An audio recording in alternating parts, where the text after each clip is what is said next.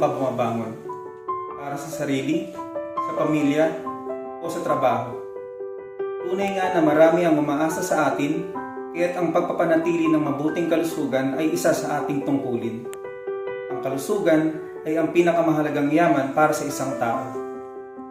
Bilang school clinic coordinator ng aming paaralan, ginagampanan ng inyong lingkod ang isang mahalagang papel sa paglikha at pagpapanatili ng malusog na kapaligiran. Ngayong panahon ng pandemya, pangangalaga ng kaligtasan at kalusugan ang dapat mauna.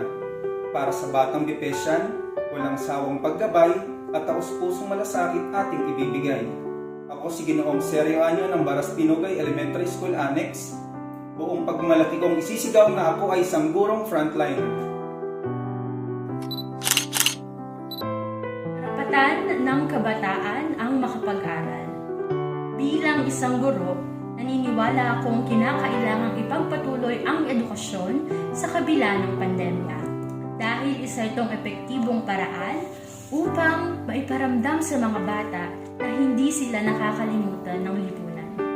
Iba-iba man sila ng karanasan sa loob ng kani-kanilang tahanan, alam kong namimiss na nila ang paaralan at ang mga gawain kasama ang kani-kanilang guro at kamag-aral. Patuloy na bigyan ang bawat bata ng makabuluhang gawain sa pagbasa at numerasiya. Ang edukasyon ay responsibilidad ng bawat isa, hindi lamang ng mga mag-aaral, guro at magulang, kundi ng isang komunidad na handang sumuporta at umagapay sa pangarap ng isang batang nag-aasam na makatapos ng pag-aaral.